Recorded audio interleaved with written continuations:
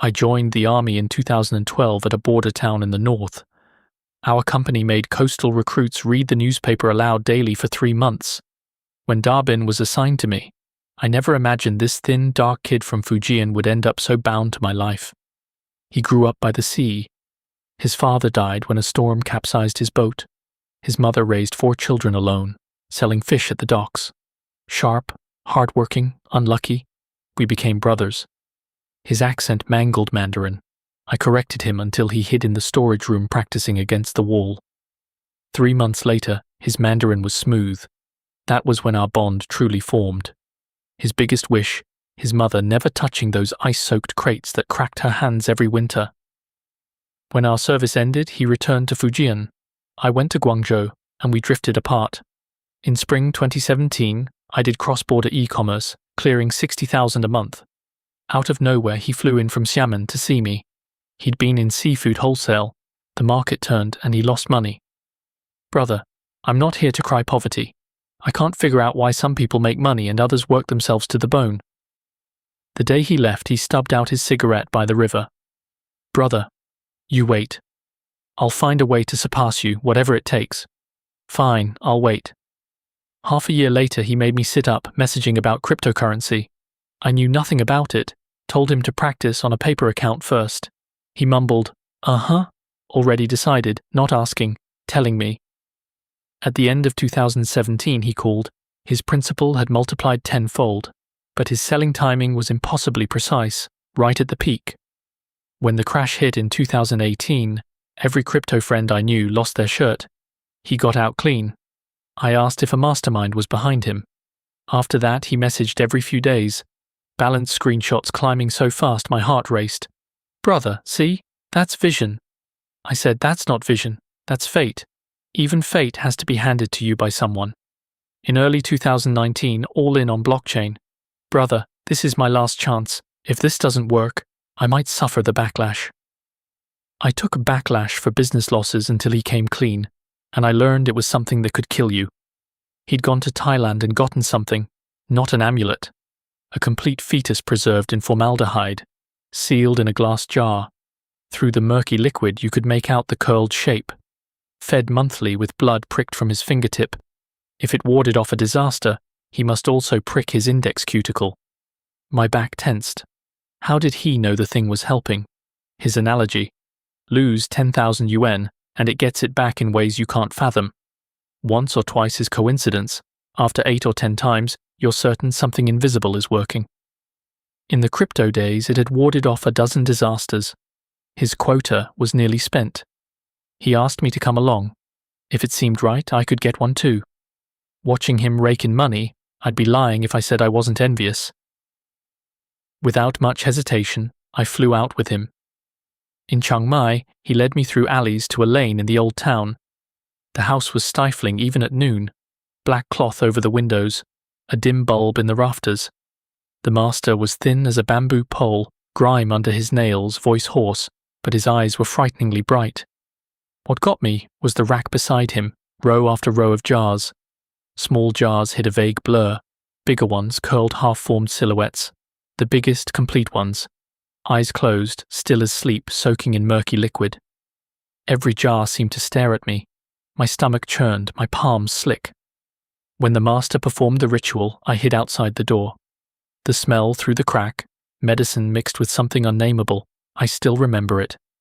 Darbin was thrilled. Count restored, 2 more wishes. Brother, you don't want one? I shook my head. Are you scared? Yes, I'm scared. He laughed. What's to be afraid of? This thing is more reliable than people.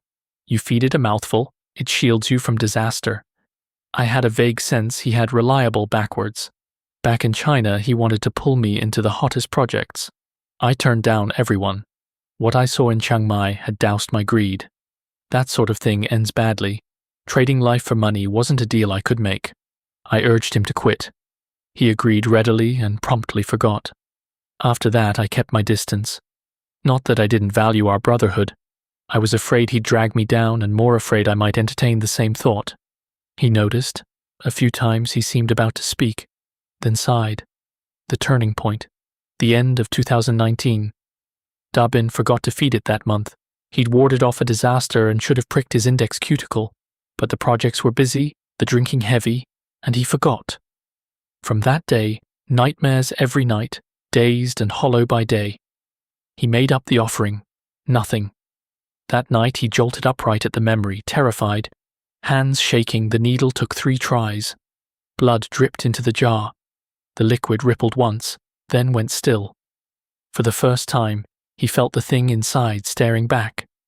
The master summoned him. The thing had developed a temper. Promise it something and fail.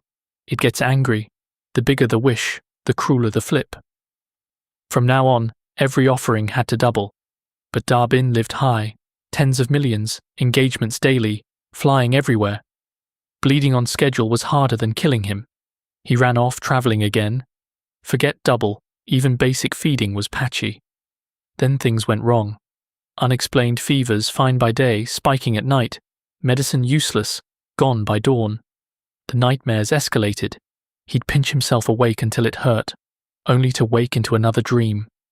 Worst were the footsteps beside his bed, bare, sticky, wet, circling. Light on, nothing. Light off, the sound returned. The dream, a naked, soaked child at the head of his bed, silent, watching. The child reached out, black grime under its nails, and gripped his throat. He struggled awake, drenched in sweat. Pitch black, nothing there. Brother, I can't tell if I'm awake or still dreaming. The footsteps stayed sticky, like something dragging across the floor, and the pillow smelled of formaldehyde. I urged him to see a doctor. Full battery, nothing wrong. The doctor called it stress, prescribed sleeping pills. He woke with his hands covered in claw marks and never took the pills again. It wouldn't let him sleep. It wanted to watch him. His investments collapsed one by one. The master had him by the throat. Every time he spoke, the price went up. Brother, this year alone I've given him enough to buy 2 apartments in Xiamen. Then stop going. I can't. The thing is bound to me. If I don't deal with it, I can't even sleep. Tens of millions shrank to nothing faster than he'd made them. He flew to Chiang Mai again. This time the master gave him an idea with no bottom. Use the blood and hair of your own family. Darbin had an older brother and sister, plus younger siblings. He couldn't touch the young ones. He did it quietly, a lock of hair from his napping sister, a needle jab at his drunk brother. His sister noticed the missing lock, his brother the needle mark. The household exploded. His parents cut ties on the spot. His siblings stopped speaking to him. One blow scattering a good family. On video, his parents stood behind him, cursing, telling him to get out. He knelt and begged. His mother slammed the door.